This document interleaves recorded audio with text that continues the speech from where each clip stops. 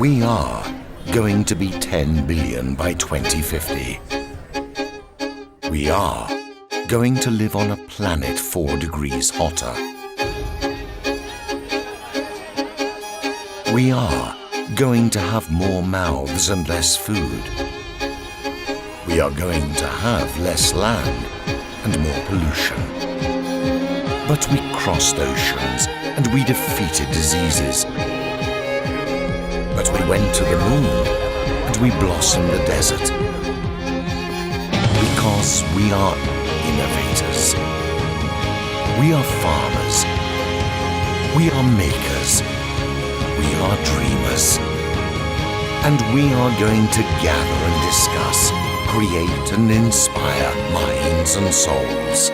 Because we are feeding our future.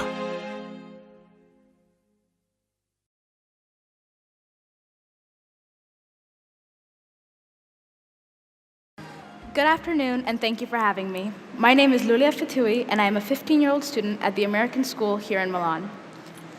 Today, I'm here to introduce the topic of IA in the food system. IA, also known as artificial intelligence, is something my up-and-coming generation have grown up with. From Netflix movie recommendations to self-driving cars, IA is a part of every walk of life. And as such, it would only make sense that IA is also part of food. By the year 2050, we will nearly be 10 billion, and that growth in population needs to be supported with an increase of food production. IA can help with that. It can be used to determine the best options for maximum crop yield, which is imperative if we intend to feed such a great number of people. This is just one of the many uses for IA. And while this is quite a large vision, as a teenager going into the future, all I can ask is for you, the current generation, to start the ball rolling until we are ready to take the lead. Thank you.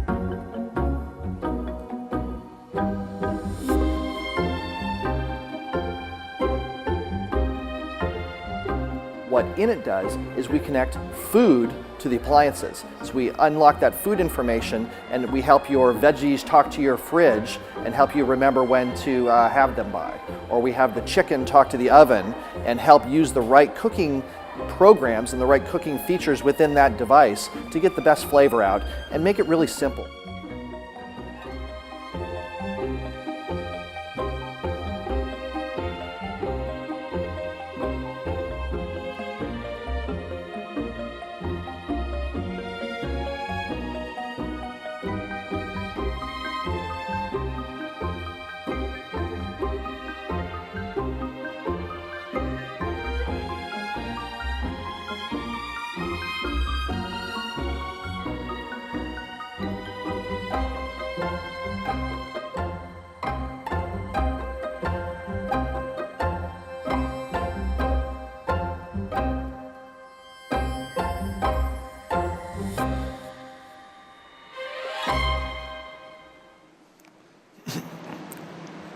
Well, hello everyone.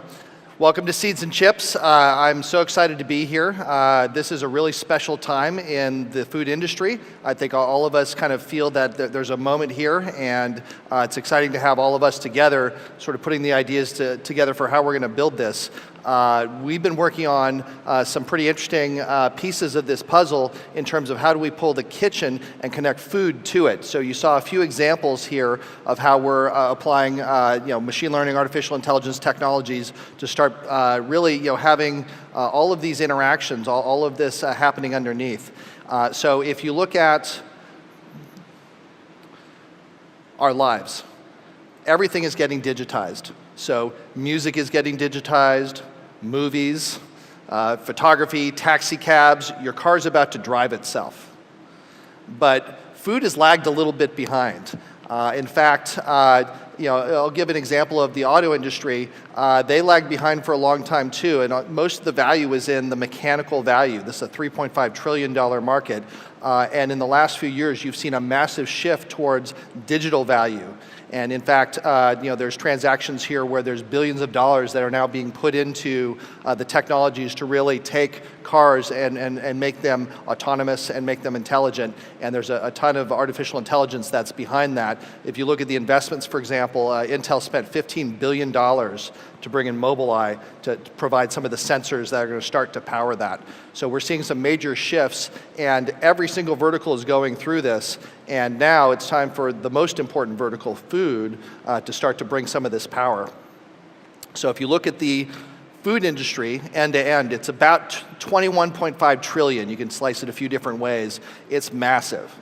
But only about 1% of the investment goes into information. So it's one of these incredible things where there's so many inefficiencies. We've heard from President Obama about the importance of food waste and sustainability. You look at nutrition and health and wellness. You look at just even the pressures that people have to try and cook at home. There's barriers at every one of these stages.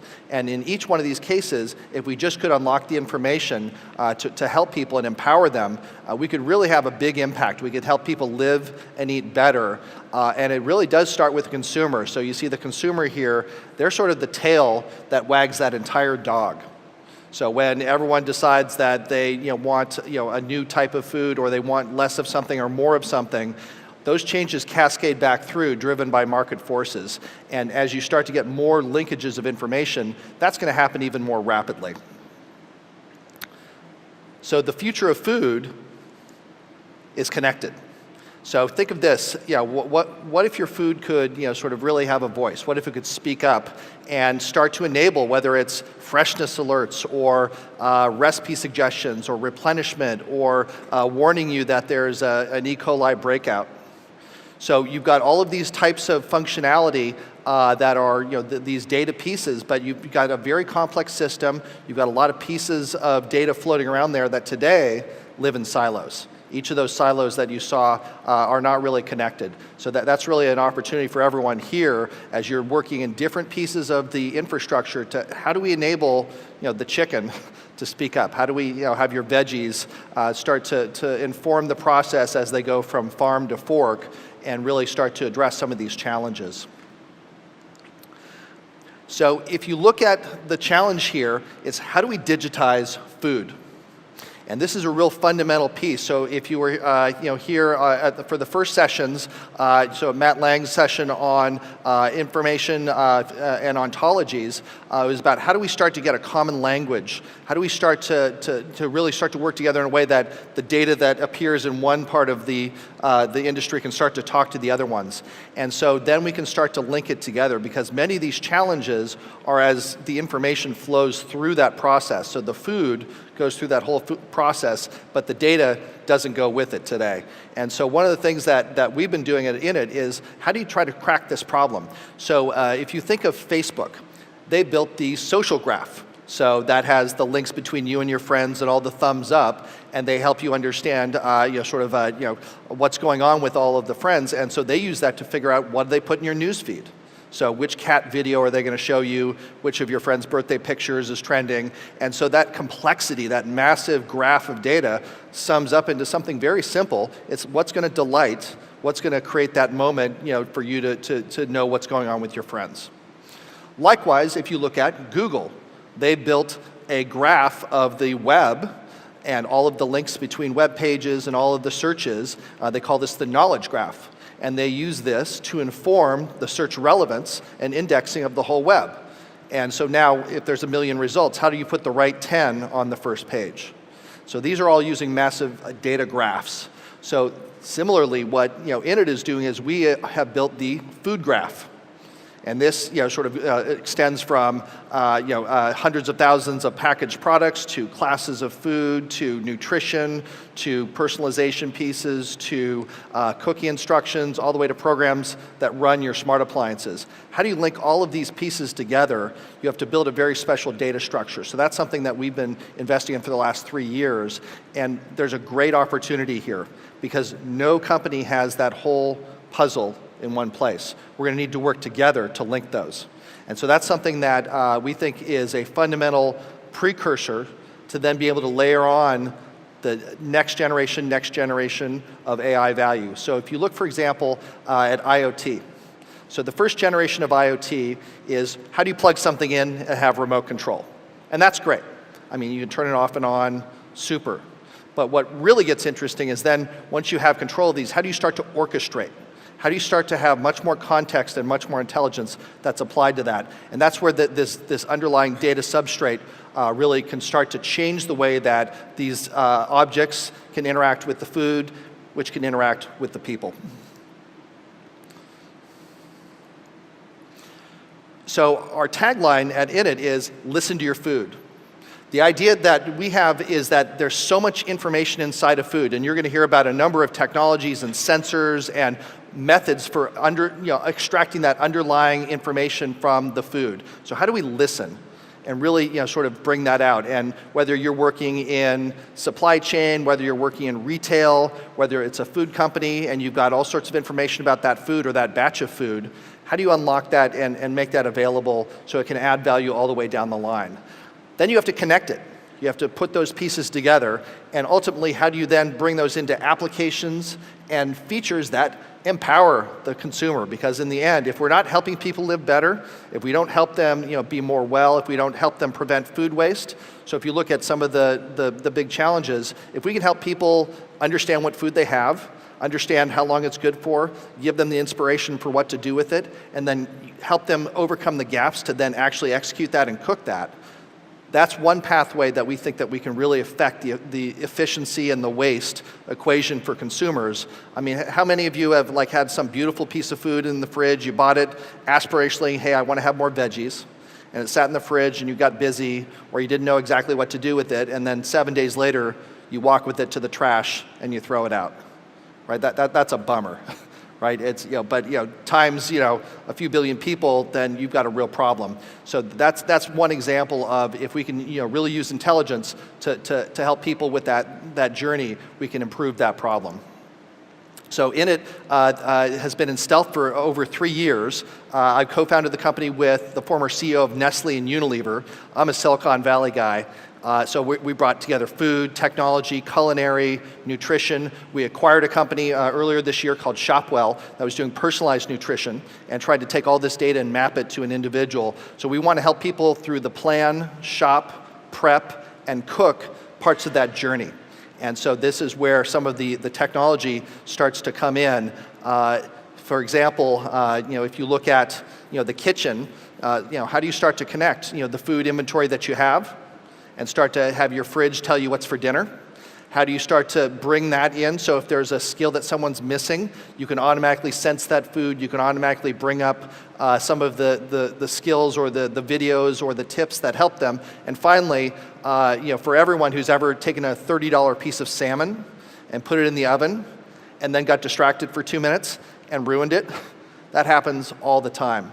And so how do we help people overcome those pieces of just being successful with their food and make it more turnkey while still keeping the joy of cooking? I mean, I love to cook. And it's something we don't want to fire mom and dad from the kitchen. We want to bring them back into the kitchen. Today, actually, in the US, the amount of people that are ordering out for dinner versus eating in has now passed 50%. So many meals are happening in restaurants, and that turns out to be not very good for health. Or economically either. But if we could make it easier for people, we could start to really change that equation, bring people back home to cook real food, sit around the table together, and really have that family time. And the research shows that if you do that, test scores go up, drug use and teen pregnancy go down. I mean, there's just a tremendous number of measures of how beneficial that is. So let me give you a couple examples. We're doing some work, as you saw in the video, in computer vision, machine vision, aligned with food. And so this is a very special use case. And you've got very different challenges for raw products. Every piece of salmon looks different. But there's a shorter list of foods you need to detect. But with packaged goods, you have millions of SKUs, but they pretty much look the same all the time. So you actually have to use a blend of different machine learning and artificial intelligence technologies to do this. So if you look at, for example, the kitchen challenge, it's like, how do you take a set of images and use a computer vision sort of approach to start to compare those? And so this is an example of where we're looking at features of a product, and you might have something that's partially obscured, you might have something that's turned, it may be curved, it may be shadowed.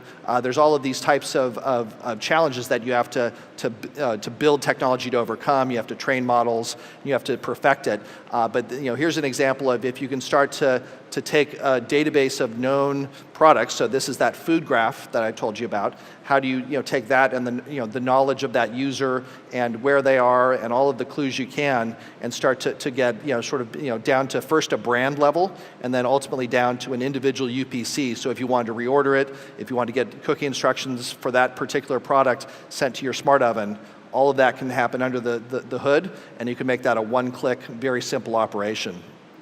So this is an example of a long tail problem of lots of products. But I'll show you another one. Have you ever wondered what an AI is thinking? I mean, when it gets hungry, what does it dream of? How does it think about food? So one of the things that we did is we actually were able to reverse engineer sort of a snapshot of the inside of our neural net and start to look at what food really looks like from the perspective of the AI. And it's pretty interesting. So here are some of the snapshots, the dreams from the AI. And so you look at, here's apples, baby carrots, and baby back ribs. And so it's pretty interesting how it's thinking about the features, about the different pieces. In order to build a neural net for something like a piece of food, you typically will need thousands of different training images. So it's creating an aggregate idea, much in the same way that the human brain does, of the statistical correlation of if you see an orange color and white stripes and maybe some silver skin, that's probably a piece of salmon. But every piece of salmon looks different, has different stripes, but there's a set of these attributes that come together. So just a little snapshot. We're not going to get into the deep science of how we do this, but the idea here is that there's a lot of really interesting AI coming. It has very, very practical, everyday applications. And this is something that, working together with many of you, we're going to be able to put into the hands of consumers and help them solve some real problems and hopefully tackle some of the big challenges that we have, whether it's food waste, whether it's nutrition and wellness.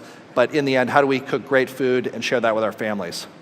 So with that, thank you very much, and I'll turn over to our next speaker.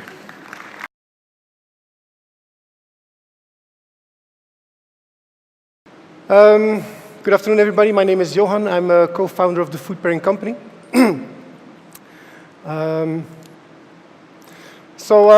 going to bring you a story about computational creativity. But first, I'd like to give you a brief introduction to our company. So Food Pairing is a market research automation company, and we identify the successful flavors of tomorrow.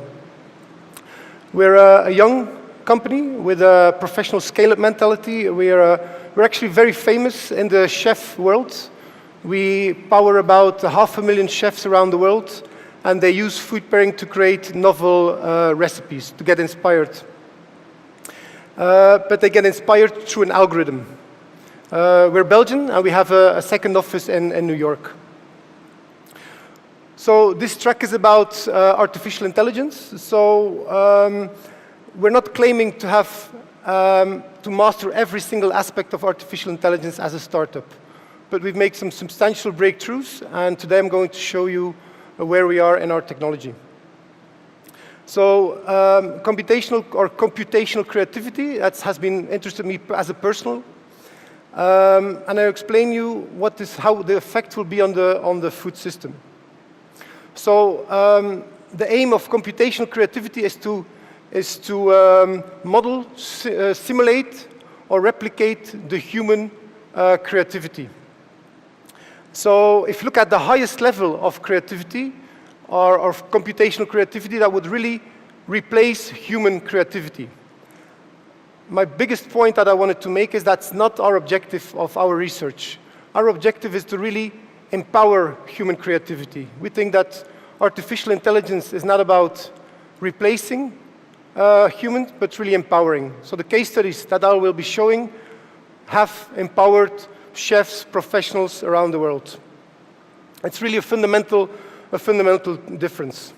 So the area of use of our technology is in business to business, recipe development for companies, or consumer, where a consumer also creates new day-to-day recipes.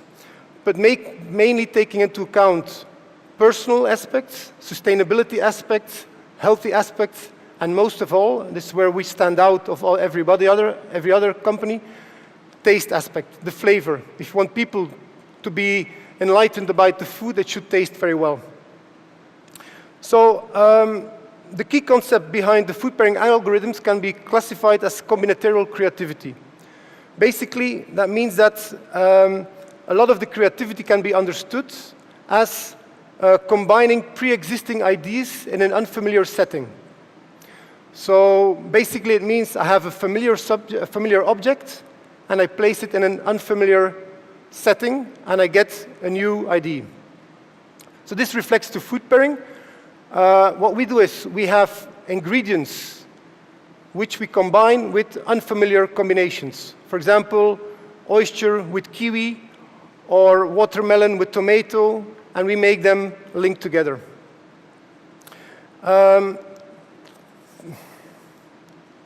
So how do we do it? It's purely based on science. That's very important. So we created one of the largest databases in the world of ingredients with their aromatic profiles. Why aroma? Because your taste experience, about 80% is due to aromas, your smell. So it's currently one of the largest databases, and we continuously grow it with new ingredients from all over the world. This has been done by a GCMS, a gross chromatograph mass spectrometry. But basically, it detects every single volatile of the fruit or the vegetable. So this allows us to really fill this full cycle of, for example, you see mandarin, and you see that it has some spicy notes, it has some citrus notes, the green there, has some floral, and so on. So how does our algorithm work, which uses artificial intelligence as a part of it? This is how it looks like. This is basically how the algorithm works. So you have asparagus as one side, and it has some green, some floral notes, which are in common with cherries. So if you have a commonality in aroma, you have a potential match. So basically, it functions like a digital sommelier that can find novel combinations. So the principle is that the ingredients match when they share molecules in common. So the combinatorial perspective allows us to model creativity in a search process through the space of possible food and drink combinations. In our case, combinations or pairings. Let me show. So how is it used? We empower one of the largest creative chef networks around the globe, about 500,000 chefs, and they use food pairing to create novel combinations. We have sustainability programs for chefs where they see novel fishes which are not used to work with in the kitchen, and they find new combinations. Give you an example. This is Sam Mason, a very known chef in New York, and this is one of his creations, beetroot ice cream with pistachio and honey. So it's really empowering chefs all around the world. I'm 100% positive that if you've eaten some of the new foods, it's based on food pairing. So what do basically a chef do? We provide them complement and aromas, but then it's to him to balance the contrast in taste and to balance the contrast in texture. So we don't give the full solution, it's just a part of the solution. His creativity comes on top of that. So here you can see the number of different algorithms we have. We have A with B, ingredient 1 goes with ingredient 2. But we also created a big breakthrough where we were not only able to find the combinations, but also the quantities. So that's what we call recipe generators. We finally have a replace algorithm. If you have an allergy, a nut allergy, we can replace it with other ingredients which taste similar, but with not, where you don't have an allergy for. So I'll give you some examples of applications. This is an algorithm which takes into account both aroma and taste, and it calculates the quantity. So you can see it at our booth, but basically it inspires the consumer to create novel smoothies. So he wanders around in his kitchen, finds basic yogurt, pepper, cardamom, and the system calculates the combinations. It really opens up the boundaries of the consumer to get new recipes. Going a little bit further, this is one of our strongest algorithm out there, because it balances both in aroma, taste, and texture, and calculates the quantities. So this is being implemented at a food company which produces breads, and bread is a living, it's a really difficult material to work with. So the algorithm, as you can see, calculates really very enhanced recipes. So it gives you the working method, the tips and the tricks how you do it. But the most important part is having a bread which comes out as crunchy and really deliciousness. I'll show you some of examples. So how does this stimulate creativity? How does it come into place? The bakers in that bakers are not necessarily creative. Chocolatiers are creative, bakers aren't. And so this tool helped him to really break down the boundaries of their creativity and help them to open up a box of Pandora with a couple of new exciting things. So this helps the company in co-development with, for example, their food manufacturers or retailers. Finally, a project which is a spin-off of food pairing, where we wanted to show the value of our artificial intelligence in relations with IoT.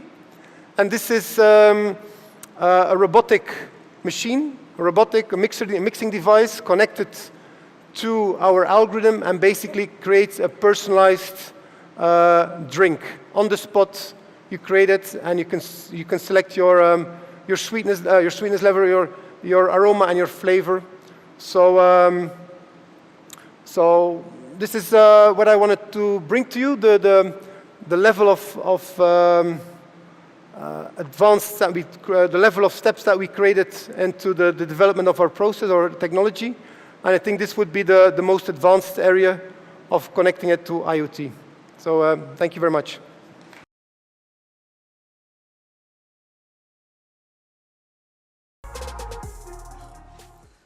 Good afternoon, everyone. It's great to be here at Seeds and Chips and see all of the wonderful innovation that's happening around the world in the food and agriculture domain. And I'm going to talk a little bit about both of those domains in a minute.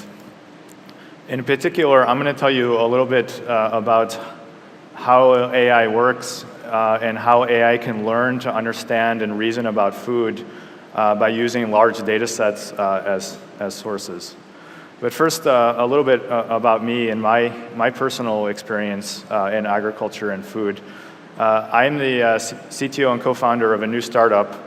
But before that, I worked in applying artificial intelligence and data science to the world in agriculture. I worked at a company called the Climate Corporation as the head of data science for about 6 years, building intelligent systems to help farmers make more informed decisions on the farm, managing crops, and producing food. And that product ended up on more than 45% of the major row crop acres in the United States. And then I had an experience coming home one day and making dinner for my family, and I got a question from my daughter, who's going to turn 8 pretty soon here. And she asked me what she should eat to be healthy. And I don't remember exactly what I said. I'm pretty sure I gave her a reasonable answer. I'm pretty sure I told her she shouldn't eat a lot of candy, she should eat fruit and vegetables. But I thought about it a little more, and I realized I didn't actually know a good answer to that question. And the more research I did, the more confused I got. And in particular, I came across a fact that astounded me and really changed the course of my career, which is it's wonderful and certainly necessary to feed the world, and we're going to have to increase agricultural production to do so. And I think applying data and artificial intelligence on that journey is a wonderful thing and a wonderful technology to use, but that's not going to be enough. Because by 2050, 1 in 2 people in the world are likely to be overweight or obese. And obesity is the second leading cause of death, preventable death already in the United States. And that's true as a leading cause of death in many of the parts of the world, including in developing countries. And in fact, there are many countries today, and there will be more countries that will suffer simultaneous under and overnourishment at the same time. So this is a tremendous health crisis. And so at the beginning of the year, with a colleague of mine from the Climate Corporation, we founded a company to bring some of the same decision-making technology and information tools into the hands of consumers to address needs in both the culinary space, but also, and importantly, in the nutrition space. And the vision is to provide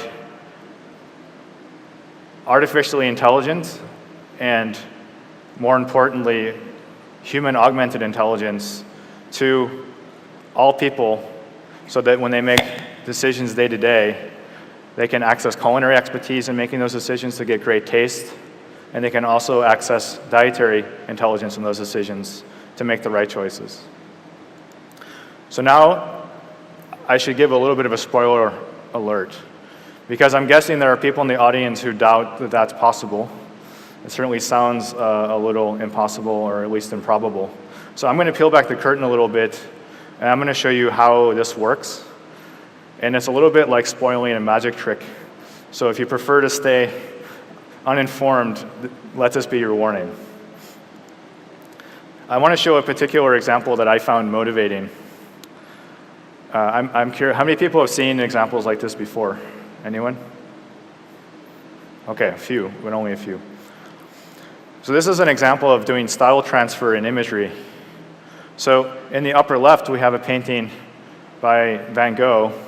In the upper right, we have a photograph on the Stanford campus of a building that was constructed after Van Gogh's death. And below, we have a painting of that building in Van Gogh's style that was done not by a human, but by a machine that has learned how to represent Van Gogh's style and take in a photograph and transfer that style to the photograph. This is from learning the semantics or learning some underlying latent understanding of an artist's style, and the same types of things apply to understanding food. And I'm going to give you an example of how that works. And in fact, when you leave here today, you will be able to build a system that can represent food semantics in one afternoon with a small machine on the cloud and a lot of data. So let me show you an example of how this works. The fundamental observation here is that the meaning of words can be learned by understanding their use in language, in natural language.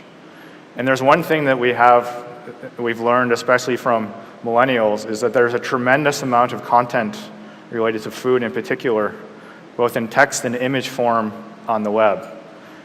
This is in recipe form, discussions about food, photographs about food, etc. And if you take data and discussions about food and you look at the context of use, for example, chicken appears near the words marinate and near the word breast for chicken breasts. Chicken appears near the word thawed and bite-sized. Chicken appears near the word cook and grill. So these are all clues as to what chicken is. Something that can be thawed, something that can be cooked or grilled. And you can fit a model that simultaneously learns to represent chicken in a way that captures its meaning and learns how to represent all the words around chicken at the same time, and you can capture the underlying semantics using an approach like this.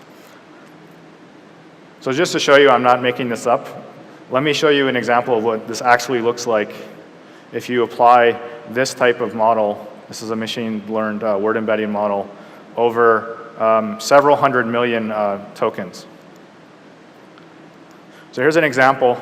This is real data. This is several thousand terms for ingredients that appear in recipes. And this model is trained using exactly the way that we just talked about. And you can look within this space for terms that have semantics that are close to each other. And I want you to look at this example. I just picked a random example here that I hope is regionally appropriate. If you look at the semantics of Parmesan cheese, look at all of the additional terms that are close to it. They're all similar cheeses. And now there was no cook who told the model anything about cheese, and there was no cook who told the model anything about regional varieties of cheese. But from the use of those terms and their context, the machine has learned how to interpret that in a semantic way that's appropriate. So on top of that, I want to come back to that style transfer example. In this case, in the example of creating or adapting recipes. So suppose that you want to create a recipe that replaces an ingredient with a substitute, perhaps for availability reasons, or perhaps to reduce food waste. You can train a deep neural network, which is a sophisticated type of machine learning. It's the same type of machine learning that was used for that style transfer painting with Van Gogh. And you can present it with a recipe and with an ingredient, and you can actually generate training data by asking culinary experts for that combination of recipe and potentially substitute ingredient, if they would make that decision to substitute it or not, if it's reasonable. And on top of that training data, you can teach the machine to embody that type of recipe creation in the particular style of a chef who is providing the insights. And then for all other recipes, you can extend the style of that chef to the new recipes in this example. And there are literally hundreds of examples like this where you can embody living humans through their guidance to the machine learning system. And you can also use more sophisticated techniques to learn styles and other elements from existing published cookbooks from chefs. So I just want to briefly touch on a few of the range of possible applications to the food system. So one is in healthy meal inspiration. So this is a very similar natural language understanding type problem, and now this is a matching problem where we can use the similar type of semantic understanding of words to understand natural language queries. You can imagine these coming in through a chat interface on a mobile device and match them to a semantic understanding of food and inspire healthy meals by either selecting existing recipes or selecting existing recipes and augmenting them and changing them to adapt to the individual's taste, the individual's health goals, or what the individual has available, or what the individual needs to buy from the store. Here's another example. This is around fulfillment. It's the same type of semantic learning. In this case, we can augment the natural language understanding with understanding of images. And this is matching a recipe to what's available from several different local fulfillment providers. And the user can use an intelligent assistant like this to order groceries on their behalf. And then the user can also use a system like this to converse with a culinary expert. And this culinary expert can be a human or a machine or a combination of the two. But the user can get in-kitchen support if they need it or want it.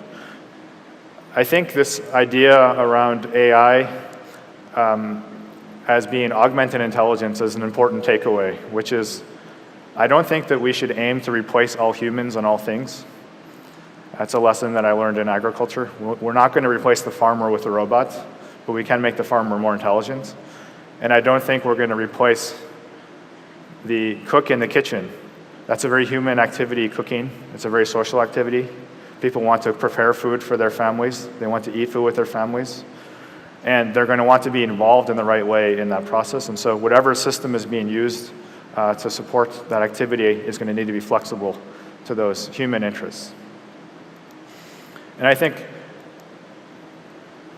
the most important property of a system like this, and I want to get into another type of deep learning that's applicable here, is adaptation. Systems are only intelligent, in my view, if they can adapt and evolve over time. If you make a dinner for your family, and this is in my experience a lot, you get some feedback, positive or negative, from your family about whether they liked it or not. It's important as an intelligent agent to be able to account for that feedback and to adapt your plans over time. And in particular, if you know a user's goals and you are helping a user reach goals, particularly longer-term health goals, it's very important to understand and adapt the approach to assisting a user in meeting that goal over time. You have to learn what works and what doesn't work. And using the same technology that's used to teach machines to play video games can be used in a arguably much more important context, which is to teach a machine how to interact with a human to help them reach their own goals.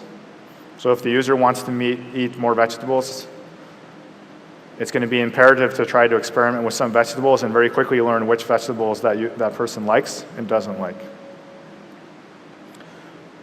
This is very similar to some of the new applications that are happening in personalized medicine. They have transfer applications in the personalization of food.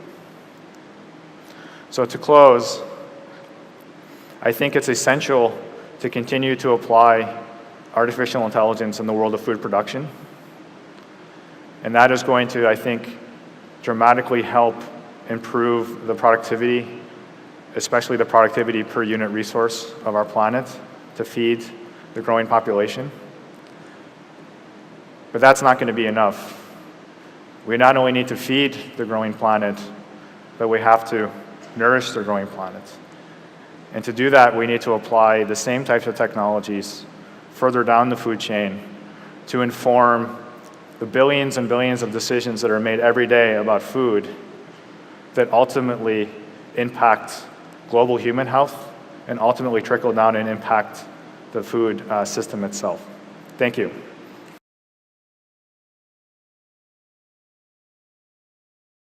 Thank you so much for having me. It's a pleasure to be here. My mom in particular is very excited that I'm speaking on the same stage that Obama stood on, so it's good to make her happy.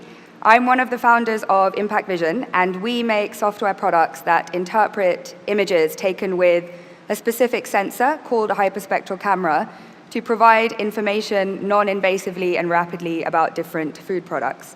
But the best way to explain what we actually do is if I tell you a short story. So this magnificent looking creature who you met briefly earlier is called the mantis shrimp. And the mantis shrimp has one of the most advanced vision systems in the world. It has 16 color receptive cones. We, human beings, have 3. So the mantis shrimp can see in both ultraviolet and infrared light. And as a tangent, this unfortunately doesn't make it a kind of peaceful, serene creature. It's a vicious predator of the seas. Similarly, if you have a look at the yellow flower, this is how a human eye sees it. But a bee perceives the same flower in a completely different way because it needs to locate the nectar at the center of the flower. So just from these 2 examples, we can tell that being able to access more information that exists in the world has huge advantages. And I'm sure you've heard over the course of the last couple of days from my fellow speakers some of the challenges facing the food industry today. And it's kind of always coming back to this point that the food industry has become mechanized, but not information enabled. It hasn't really benefited from the explosion in digital technologies that we've seen impacting other sectors. And for food producers, distributors, retailers, quality control is still a very manual or analog process. So it involves lengthy visual inspections, often destructive sample tests or time-consuming lab tests. And this is one of the drivers of huge inefficiencies in the supply chain. And of course, a third of all food produced today is wasted. And this, we kind of operate under a myth that we need to increase food production. We have to decrease it by 50% and have enough capacity to feed 10 billion people by 2050. And if we reduce waste just by a third, there'll be enough food to feed everyone, or by 25%, there'd be enough food to feed everyone on the planet. So we actually have to get much better at optimizing distribution than production. And there's a whole host of technologies which can help achieve this, of which hyperspectral imaging is one. So let's take the specific example of the beef industry. Today, in order to measure pH, which is correlated with freshness, it's also a predictor for when microbial growth will occur, you have to do an invasive pH measurement.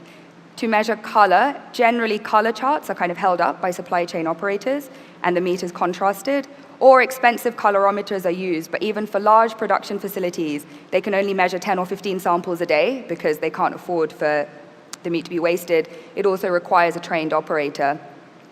And tenderness, the kind of holy grail of the meat industry, is measured using something called the shear force test, which measures the pressure applied to cut the meat in newtons. Again, it's a destructive test, requires a trained operator, and is expensive to do. And of course, all these tests can only measure one parameter at a time and are often destructive. So what is hyperspectral imaging? It's a technology that combines the power of digital imaging with the chemical technique spectroscopy. So you have heard about, I'm sure, the B2C devices, consumer physics, SCIO, Telspec, etc. It combines spectroscopy with digital imaging, which means that you obtain spectral information from hundreds or even thousands of pixels, which allows you to do analysis of heterogeneous samples as well as homogeneous ones. Basically, the sensor measures how light is reflected across hundreds of continuous wavelengths. And different food objects, or different objects in the world, generate unique spectral signatures, which represent particular characteristics of a scene. For example, the correlation between water content and pH. And our software extracts this information, and we're using it to provide real-time insights during the supply chain so that better decisions can be made, waste can be reduced, yield can be maximized, that kind of thing. So how it actually works in practice is if you have a look at the red section of the avocado image, that provides us information about ripeness. And the yellow and orange areas of the hyperspectral image of beef, we can extract information about pH and tenderness. And this just isn't really possible today, even with destructive tests. This technology allows every single unit in a production process for information to be acquired. It can be stored in a database, trends can be tracked over time, and it's just not really, as one kind of client we spoke to recently said, it's hard to estimate the value of something that just doesn't exist today. But if we were to be able to obtain information on every single unit, it would be revolutionary for our business because it's kind of a fundamental shift in how supply chains operate, and it's a tool for digitization. So you have the hyperspectral image, which is acquired by the camera. We then run it through our classification software, and using chemometric methods and machine learning, we identify structural similarities in food products, and the software then can translate that information into actionable insights. So things like the pH of meat, the freshness of fish, the ripeness of fruits. And as I mentioned, this allows better decisions to be made earlier on. So some of the objectives that food companies are addressing today, they want to reduce in-store waste. And out of potentially 100 food companies that we've spoken to, every single one wants to deliver the same consistency and quality of the end product, regardless of fluctuations in the raw ingredients, regardless of temperature fluctuations. It's all about that consistency. And today, in grocery retail, the number one most important thing for consumers is the perception of freshness. And this is a type of technology that over a period of time can start to guarantee the same consistency regardless of fluctuations that otherwise may affect quality. So the technology actually was, it's important to note, was developed for use in space by NASA, and we're just starting to see the first wave of industry applications. So there aren't really publicly available spectral databases that exist. At the moment, we're doing pilots. We did one last year with a US retailer who wanted to reduce in-store waste and make better decision about use of meat products. I won't bore you too much by going into the pH of meat, but just to give an illustrative example, if a piece of beef has a pH of above 5.9, it should not be sold as steak. It will become something known as DFD, dark, firm, dry, much faster, will most likely be rejected by the consumer. However, it doesn't have to be wasted. It can be turned into ground beef or mince. If the information is known early enough, it's too late by the time it's vacuum packed and in store. But if this information is acquired at the distribution center level, you can make better decisions about end use of product. And those were some of the objectives that they had. So as a result, we developed algorithms for pH and color. We're currently in the middle of a pilot to develop a tenderness prediction model, which would allow dynamic pricing, development of premium ranges of meat. We're taking part in a couple of programs at the moment. There's interest around avocados. So particularly for food services companies that are sourcing millions and millions of avocados every year, there's a big problem with underripe and overripe. And they can't use products which aren't of a premium quality because they're often charging $3.50 for a side in a restaurant. So it has to be really good. Whereas you can do something called a dry matter classification and ripen avocados in bands, allowing for, again, it's all about that consistency and quality that today is difficult to achieve with just sample measurements. So we work in quite a specific way. We need to acquire ground truth data. So the system is always being benchmarked against a reference measurement, whether it's using the pH meter or a firmness test. And we have to do this depending on the product for 200 to 300 samples and for very defined parameters. It's important with this technology to be very specific in the first instance. You can then add in additional parameters later on. And it takes approximately 3 weeks' time to build a training set per product for 1 or potentially 2 parameters. We then produce a report outlining the accuracy of the algorithms, and we would then develop the process for commercializing a system. We're currently in the blue circle, planning to commercialize later this year. And it's worth noting that I personally am very excited about the fish application. Up to 90% of red snapper in the US is currently substituted for cheaper factory-farmed tilapia. And you can use this technology to assess whether fresh fish has been previously frozen, because fresh fish reflects more light.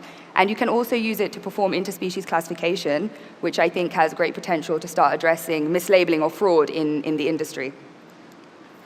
I'll just briefly touch on what some of the big advantages are for food companies. So of course, increased consistent quality. That's by measuring quality parameters like pH, which as I mentioned is a measure for freshness, color, tenderness, intramuscular fat, parameters like that.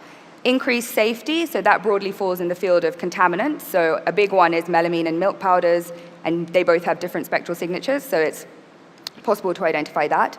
In terms of increased yield, sugar content or dry matter content can be measured and used to project when a fruit will turn ripe.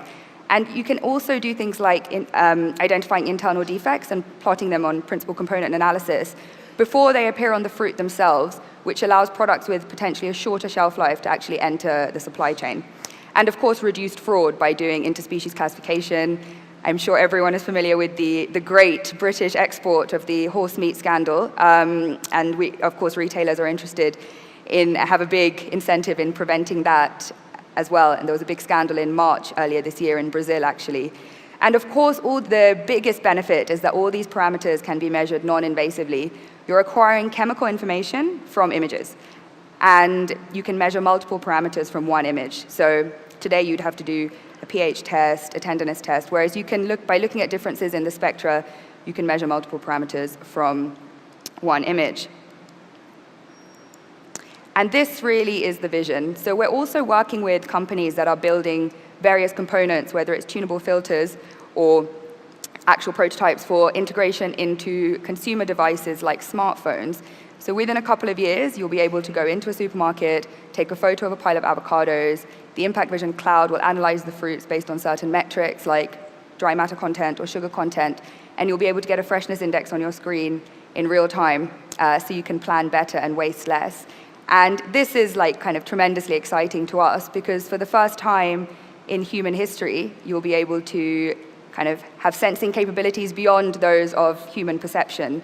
And I think in the context, I think some of the other panelists spoke more about the AI element, and I've spoken a little bit more about imaging, but it will be a suite of all these technologies that will be kind of pushing the frontier of analysis of foods. And we are an early stage company, and so if we're always interested in finding out about different products and different parameters, so please do come and speak to me afterwards if you have any suggestions or are interested in finding out more. Thank you so much.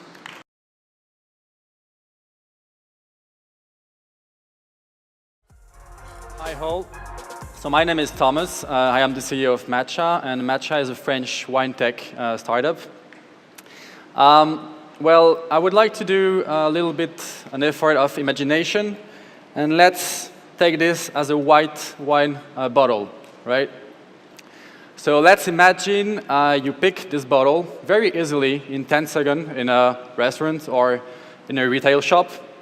And let's imagine you pick it based on your taste, on the dish you're going to cook tonight, or anything you want, you feel regarding having white in a few hours. Well, this is a very simple experience, but right now it is still science fiction, because wine is a beautiful, of course, beautiful, complex, and intimidating product. So the main problem you have when you purchase, when you buy wine, is that you are a buyer. So basically, you don't know anything about the product you are going to buy. And I'm French. I know that 97% of French people are not able to choose a bottle of wine. So it's important in a product that should be a little bit of an expert in this area. And on the other hand, you have wine sellers. So I'm speaking about retailers, restaurants, and also wine wholesaler, and they don't give any advice to the consumer, meaning you. So that's why we created Matcha, and we are currently building the first sommelier AI in the world. And the idea is, why are we doing this? We are truly convinced that in a few years, you will rely on AI to make the most of your wine experience. And to us, make the most of the wine experience means being able to find the white wine you like. I like it crisp, with fruity aromas. And of course, to find the right bottle for the risotto you like, or the linguine with chicken and pesto, or easier to make a gift to someone you like with a budget and specific designation or classical thing you like. And at the same time, right now, you can't do that. It's really complicated.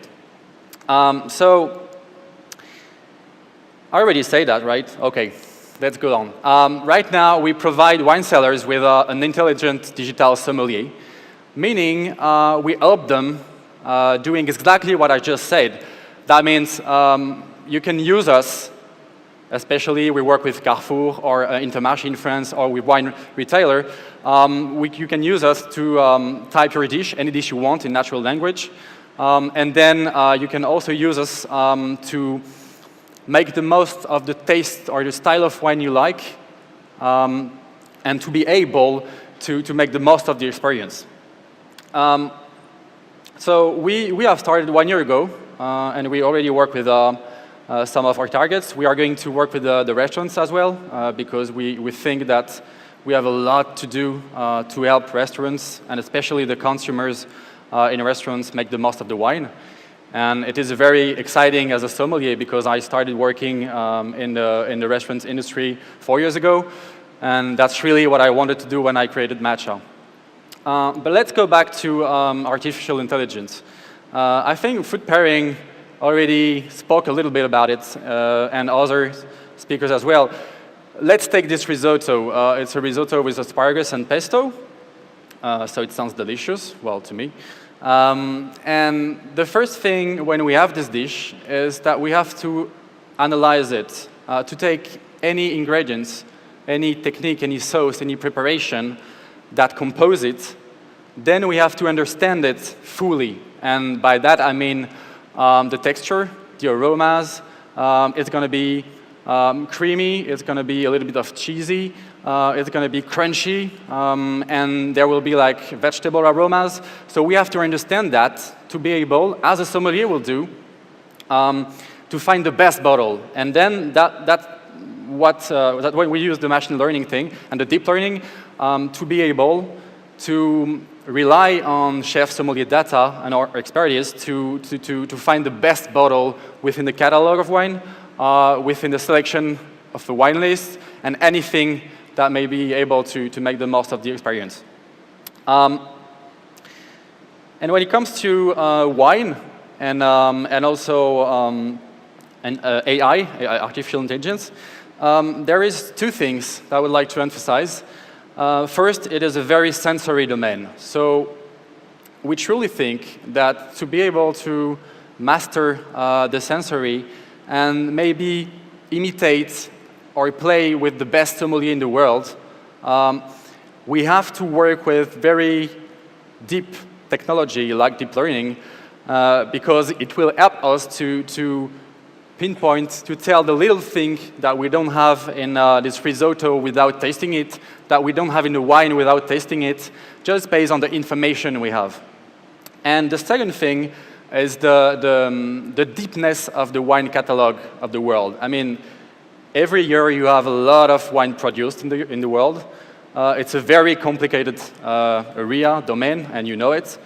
And we think that when you're a sommelier, and I know it, I think in a selection of wine I know, maybe my crush of the moment, the 25 or 50 or 75 wine I know, but an AI doesn't really work like this. It is going to pick the best bottle without hundreds, thousands, millions of bottles. And then this is for you to have the best experience, to make the most of the wine you're gonna drink. So that's all for me. I would like to thank you. Grazie a tutti. And we have a booth, so feel free to come and reach us and discuss this subject with me. And as well, we are currently raising funds. So if you have like any ideas for us, feel free to come. Thank you.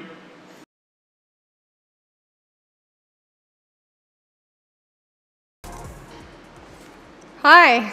Wow, good afternoon, everybody. It's good to see some familiar faces in the audience. It's actually my third time at Seeds and Chips. Just a warning, I've just come off a cold, so I'll be keeping myself hydrated a little bit. I'm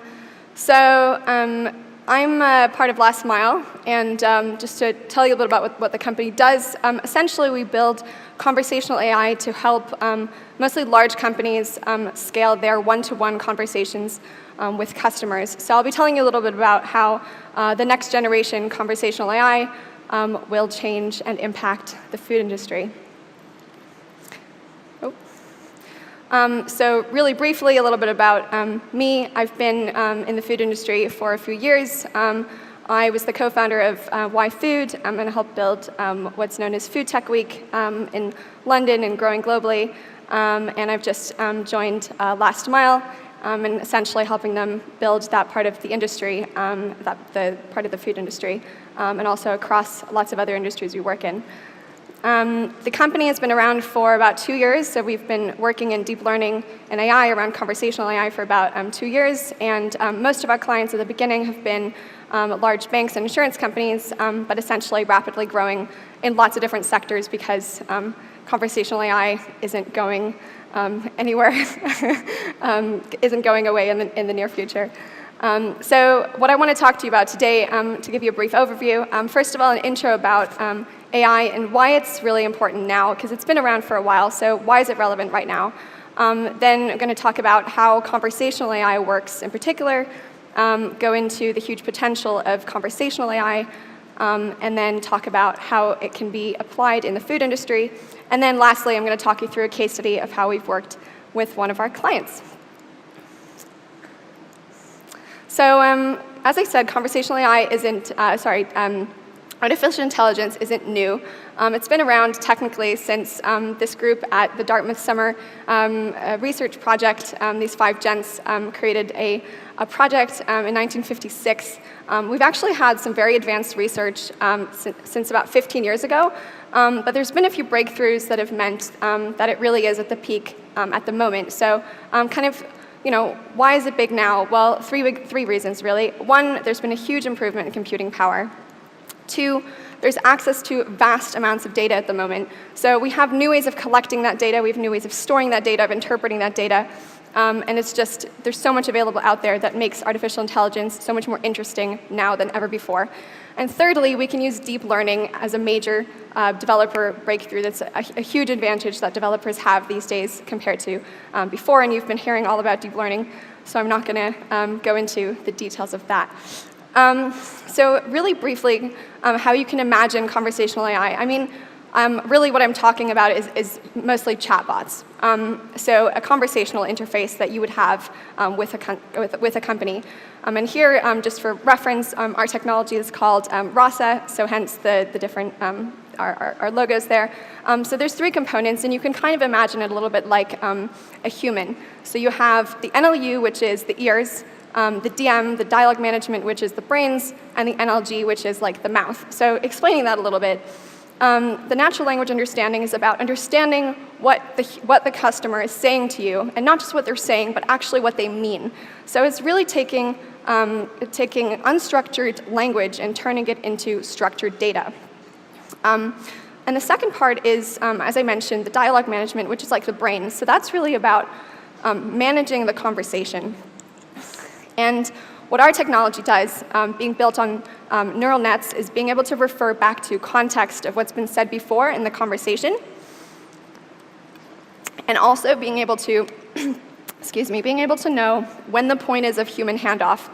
So when the bot has essentially reached its limit in terms of its capabilities, and handing over to a human element.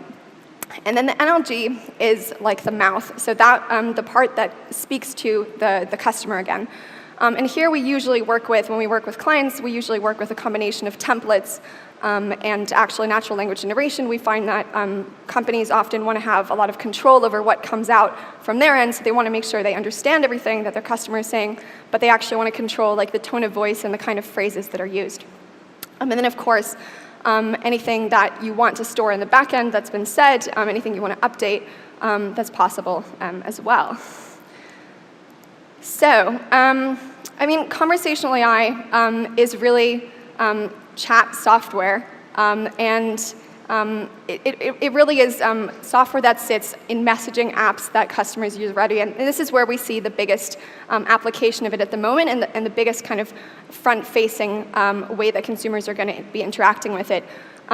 Since April 2016, when Facebook announced a bot platform for its Messenger app, really the applications and the developments in this space have been massively growing, and we definitely see a huge trend here. So if you look at this chart real quick, just in Q1 of 2015, the use of messaging apps has surpassed social media in vast numbers. And this isn't going to change. This is only going to get more dramatic. And so we think you should reach your users where they are, and that is on their messaging platforms that they're already on. We really think that conversational AI will dramatically change how users interact with you, but not just your customers. You can apply this on your staff. You can apply this on your clients in B2B. This really has some vast applications. And the important thing is that we don't really, for us, it doesn't really matter whether like Alexa wins or Facebook Messenger wins or like which of these platforms comes out on top. And it's really about creating software that can sit on top of any platform, which is how we've built Last Mile. And we also see there being a shift from text-based messaging to voice-based, and we see that the generation now is really used to touching your iPhone, touching your iPad, everything's becoming touchscreen, and really this next generation of users is going to be all about voice control, and that's something that we want to equip also our customers for the future. So going back a slide, so conversational AI in the food industry. There's loads of applications here, and I've taken a moment to kind of jot down a few of them. And I don't want to bore you by reading out a list. You guys are welcome to take a photo of it or something if you want. But I just want to highlight a few examples of where customer service can be super relevant along this value chain. And again, these are just a few examples. So kind of the most obvious classic examples that you might say are like a little bit unsexy, but they really have a huge ROI for our customers, are on things like classic support, like when is the shop open until, where can I find XYZ, can I change my delivery time, my delivery address, etc. Advising on products, understanding which product's right for you and why. And also, what we've seen is a huge interest actually in creating interactive manuals. So instead of having like a printed out manual for, say, a really complex coffee machine, this has actually been a proof of concept we've been talking about with a coffee machine manufacturer. So they're creating a new, quite high-tech interactive machine, and they want to have the manual be a chatbot that can speak to you and explain it to you instead of being like on paper or just in written form online. And what that enables companies to do is actually understand directly where there are blockages and where they can improve the customer experience by improving the product. The next area is sales. So it can be super helpful in sales to implement bots for things like qualifying your leads before you end up reaching out yourself, so just saving your sales force a lot of time. And then you can do things like automating renewing contracts or upselling to your clients. So we're just working on a project with an alcohol brand actually that wants to automate its outreach to its bars and restaurants and its retail clients. And basically, they have contracts that are over certain periods, and they want to automatically reach out to renew those contracts before they run out, and essentially make it so easy for the client to renew that they wouldn't want to cancel. And of course, you can then also update on new product lines and extensions, and that upselling part becomes really, really easy. And as I mentioned before, because of how our technology works, we know when the conversation with your client or with your customer has kind of reached the point where you need to have a human take over, and that's kind of really, really easy to do, to just have a human take over in the same channel, in the same conversation. And then the third huge area we see as an application for conversational AI is consumer engagement. So for example, having a personal assistant that walks you through your shopping or your recipe, that could even be like a sort of personified bot, like a celebrity chef. I'm sure you guys all recognize Jamie Oliver here. Or to have it as campaign activation and advertising, so like extending a marketing campaign and making that interactive online, and that can be like through your own app or on your own chat or Facebook Messenger or SMS or kind of whatever channels you prefer. And we can also do like push notifications, which is a great way to just keep people, or sending SMS to just keep people engaged in something that they've already been interested in previously. So I'm kind of going back to that list that I showed you before. I'd just like to focus on a case study real quick of one example where we've worked with a large German retailer on helping them with their customer support side of things. So before I go into that, we've worked with a lot of different companies across a lot of different industries in helping to automate customer support. And we've really found that most questions that people ask customer support are repetitive. 60% of questions are repetitive. And often it's things like a quarter of questions are simple things like policy and return questions, and then about 10% like address, details changing, payments changing, delivery times changing, that kind of thing. Or just even asking for postal address. So it's really trivial questions that take up a lot of time from your customer service center, and because you want to be accessible through lots of different channels and make it really easy for users to reach you, it becomes more costly the more places you actually deploy this. In the classic scenario that most of our customers are in. So as I said, POC, we did a proof of concept with a German retailer about automating repetitive queries. So essentially, we were approached by them to explore the potential of using bots to not only reduce their costs in their customer service operations, but also to be available 24/7. I'm sure you've all had a situation where you wanted to reach a customer service department for something, and hey, turns out it's only available while you're at work. Well, that's really helpful, right? So obviously, for supermarkets and for really all businesses, having a 24-hour an immediate response, a 24/7 and immediate response is really, really helpful in creating that smooth experience. So the challenge that our client had previously when they came to us is that, first of all, basic chatbots had been rejected by users because they were actually more frustrating than they were helpful. But also, in order to build advanced bots themselves, they would have needed a lot of specialized AI and machine learning talent, and they didn't have that. And it wasn't really on their radar to get that anytime soon. So what they chose as a solution is to use our platform to essentially work with us to build a proof of concept, which has the potential to automate over 30% of their customer requests as a first step to full automation of their customer service center. So I don't want to go into too much detail on this, but just to outline kind of the four main phases of the proof of concept. So first, we looked at the data and really identified where are the biggest levers, where's the biggest ROI for them to automate questions and take some of that workload off of their customer service. And then we did a workshop with them, and essentially sometimes, or actually oftentimes, when we work with large companies in those organizations, it's really about getting stakeholder buy-in. So workshop is a really good way to get stakeholder buy-in, but also work together to define the best potential use cases for this bot.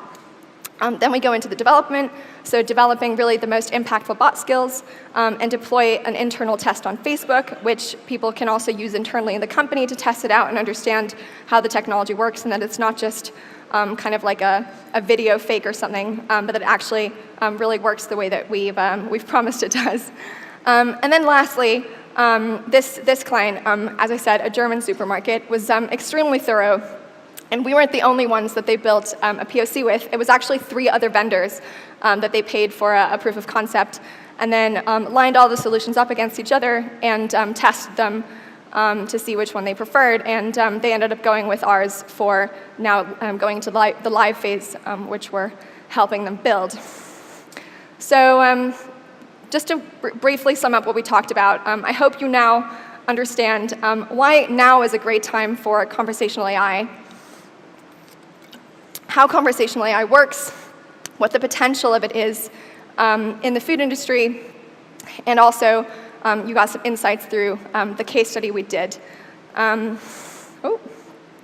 So we have a really active community of developers through not only Rasa AI, which is the open source NLU that I mentioned earlier, the natural language understanding, but also our bots meetup in Berlin. If you want to hang out with us there, we have lots of people coming for it internationally. And I'll be here as well if you want to chat to me. We are currently expanding our portfolio in the food industry and work with lots of other industries too. So if you know somebody that this would be helpful to, I'm happy to speak to you. And this is how you can reach me. Thank you very much.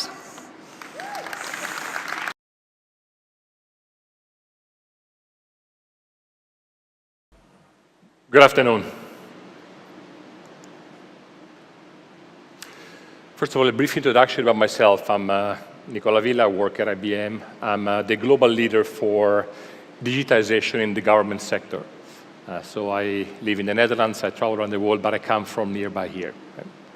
As part of my work, let's see if this starts, I collaborate with a number of government organizations on the world, startups and private companies, running digital innovation programs and setting up what we call digital platforms.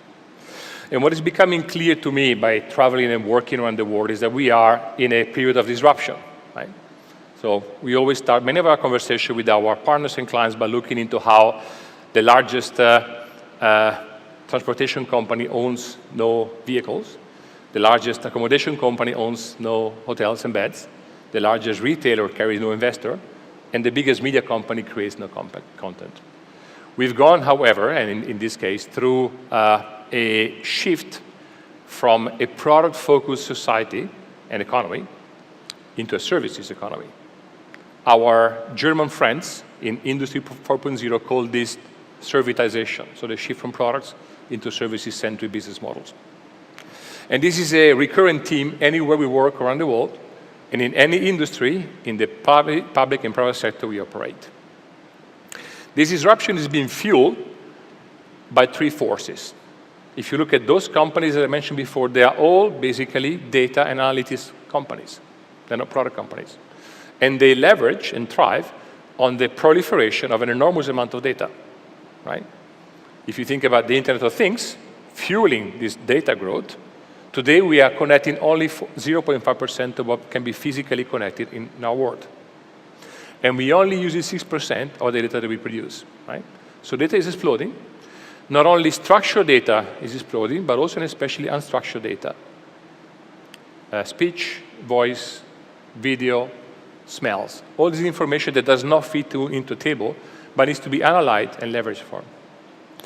The second major trend is that the world is opening up, right? Through APIs, programmable interfaces, we are able to share many more data with each other, to compare and contrast them, and to basically bring systems together. We are literally building a one-to-one correlation between the digital world and the physical world.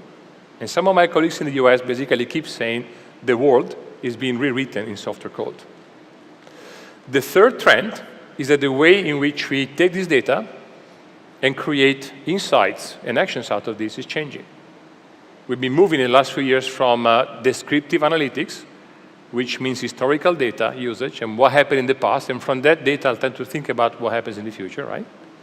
Into advanced analytics, we are able to play today with what-if analysis and basically predict and prevent some of the events that we want to predict and prevent in the next couple of minutes, all the way into cognitive computing, which is artificial intelligence, but beyond. It's much more than that. So in my opinion, artificial intelligence is part of the broader cognitive computing revolution.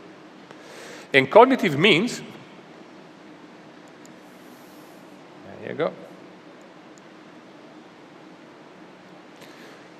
that the technology is able not only to understand, but also to reason and to learn from the data. Understand basically means inject and understand contextual data, understand unstructured data, compare Excel spreadsheets with weather data, with sentiment analysis, with voice. Then the machine is starting to reason, to formulate a specific hypothesis on a specific question, for example, and be able to post this. This is what our Watson supercomputer, our technology, does today. But also, and especially, in my opinion, the revolution is coming from a learning piece. The machine is able to learn by interacting with other people and other machines, correct his hypotheses, and basically continuously rebuild an algorithm over and over, creating artificial intelligence. And learn means that we can literally redefine the relationship not only between the machine and the machine, right, but between the machine and the people.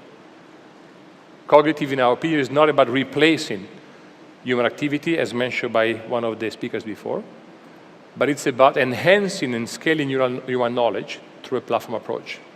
And the platform is a combination of cognitive computing and cloud as a delivery model. So that we can leverage on the strength of the machine and on the strength of the person. You got a few examples here. People are excelling at common sense, morals, with some exceptions, dilemma, dreaming, generalization, and motives. This cannot be replicated by a machine. The machine is very good at locating knowledge, identifying patterns in very complex data sets, doing machine learning, eliminating biases, and such. And only by bringing those two elements together, we can basically change many of the words that we've been speaking about in the last couple of days and drive some innovation. Now, to test their hypothesis, a few years ago, we started to think about what is an area, an environment, or a topic where we can bring together human creativity and artificial intelligence and cognitive into a whole new paradigm.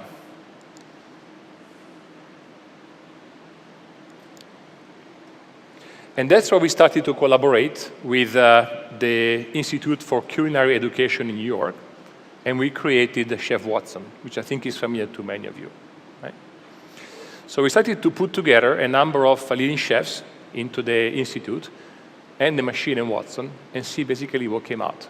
What type of combination could come out from understanding different flavors, their combination, inspiring specific moods into the people and the likes of it. And the first byproduct of this is a very good book called Cognitive Cooking, which my mom, living close to here, will enjoy to have into their hands, right? So it's not only digital, but it's also physical. This cooking book is there and is available.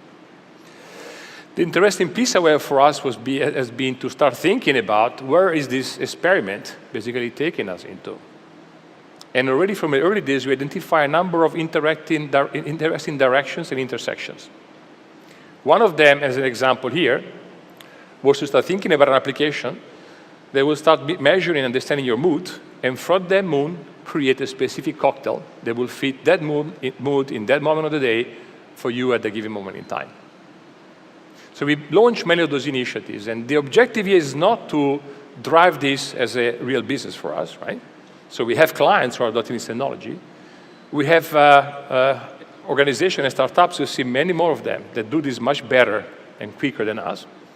But we start thinking about a platform approach when cognitive and cloud come together so that we enable innovation on top of that specific platform. So we are building to the technology enabling all the business models and all initiatives that you've seen basically today presented over the last couple of days. So an additional interesting direction for us has been to say what happens if we now start posting all this information online, right? We did it on IBM chefwatson.com.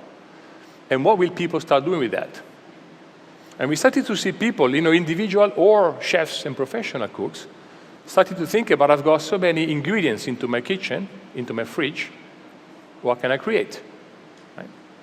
So out of a few ingredients, I can start thinking about what type of food I want to create and I want to cook today, Italian, Indonesian, any other type. And what combination can I create? What other ingredients do I have? And do I have them into my house? Do I have to order them and so on?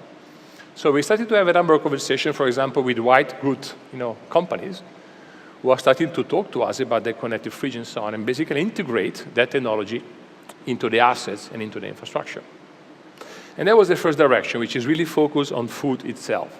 Much more to come, but we're very focused into this area. The second intersection, which is interesting for us, is basically extending the idea of food into wellness. We have a large and very interesting innovation district, by the way, on the convergence of the two in Emilia-Romagna, which is a couple of hours drive from here. So we started to think about how does food come together with wellness. We partnered with Under Armour, that with us created a Watson-supported application that basically allows 6 million people to understand what their behavior is and what their activity is during the day, whether they do training or whether they walk to the office or they're basically sitting down. You also help them understand how they can compare themselves with similar people with similar lifestyles and maybe age into other parts of the world, right, and change some of the habits. But you also start touching food and nutrition.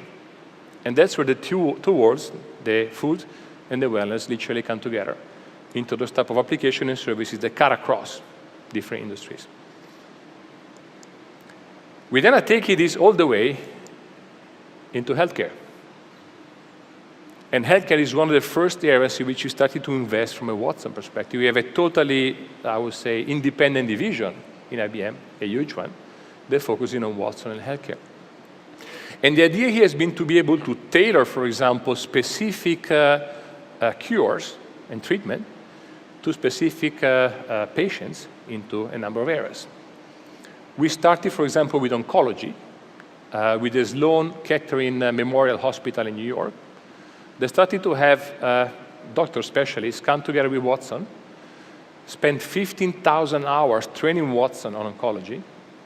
Watson went back and basically ingested in a number of hours all the scientific knowledge about specific treatment oncology. Something that would take an oncologist is probably 6 months to read, right? And brought the two worlds together. Today, Watson is allowing Sloan Kettering to move from having 2 top surgeons into oncology to having all the 20 surgeons on the same level of knowledge because they're basically starting to share information.